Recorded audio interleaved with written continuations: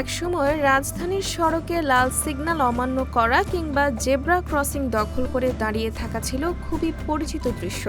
তবে ধীরে ধীরে বদলাচ্ছে সেই চিত্র। প্রযুক্তি নির্ভর ট্রাফিক ব্যবস্থাপনা এবং স্বয়ংক্রিয় নজরদারির ফলে রাজধানীর বিভিন্ন গুরুত্বপূর্ণ মোড়ে এখন দেখা যাচ্ছে শৃঙ্খলার নতুন বাস্তবতা।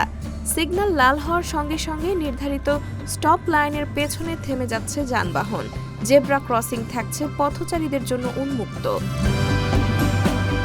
রাজধানীর ব্যস্ত সড়কগুলোতে এখন আর আগের মতো নিয়ম ভঙ্গের প্রবণতা চোখে পড়ে না। ব্যক্তিগত গাড়ি, মোটরসাইকেল, বাস সহ বিভিন্ন ধরনের যানবাহন ট্রাফিক সিগন্যাল মেনে চলতে দেখা যায়। অনেক ক্ষেত্রে ট্রাফিক পুলিশ উপস্থিত না থাকলেও সিগন্যালের নির্দেশনা অনুসরণ করছেন চালকেরা। ফলে সড়কে তৈরি হচ্ছে আরও সুশৃঙ্খল পরিবেশ। এআই জিনিসটা এমনভাবে সেট আপ করা যে মনে করেন কোনো একটা নিয়ম অনিয়ম করলে সেটা অটোমেটিক ক্যামেরা ধারণ করে, ঠিক আছে, এবং এই জিনিসটা অটোমেটিক একটা মামলার মেসেজ চলে যায় তাদের মোবাইলে, ঠিক আছে। তো এই জিনিসটা আমরা সরকারকে একটা সাধুবাদ জানাই, আমাদের একটা নতুন পরিবর্তন আসছে। এবং আরেকটা জিনিস হচ্ছে যে আমরা এখন বিভিন্ন জায়গায় বিভিন্ন মোড়ে আমরা ট্রাফিক যে লোকজন ওনাদেরকে আমরা এখন কম দেখতে পাই, কারণ এই জিনিসটা আমাদেরকে এখন আমাদের ট্রাফিক লোকজন আমাদের কমিয়ে নিয়ে আসছে। সড়কের বিভিন্ন গুরুত্বপূর্ণ মোড়ে স্থাপিত আধুনিক ট্রাফিক সিগন্যাল, সিসিটিভি ক্যামেরা এবং ডিজিটাল মনিটরিং ব্যবস্থা ট্রাফিক ব্যবস্থাপনায় নতুন মাত্রা যোগ করেছে।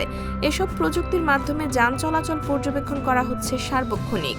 নিয়ম ভঙ্গের ঘটনাও সহজেই শনাক্ত করা সম্ভব হচ্ছে। আর সেই কারণেই চালকদের মধ্যেও বেড়েছে সতর্কতা ও দায়িত্ববোধ।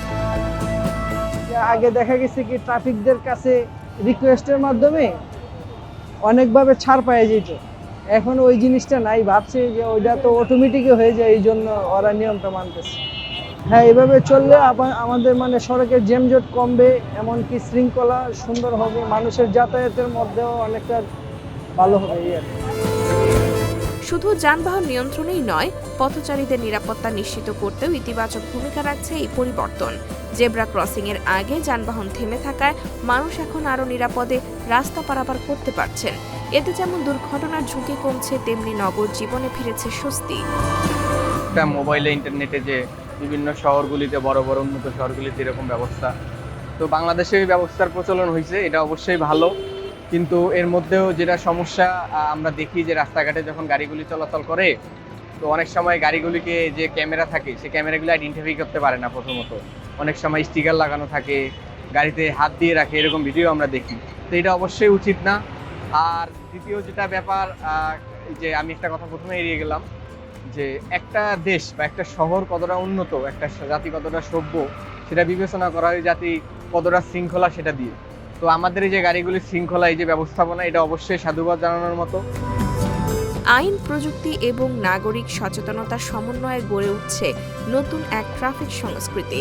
যে সংস্কৃতি শুধু যান চলাচল নিয়ন্ত্রণের মধ্যেই সীমাবদ্ধ নয়, বরং নিরাপদ, সুশৃঙ্খল ও স্মার্ট নগর গঠনের দিকেও গুরুত্বপূর্ণ বার্তা বহন করছে।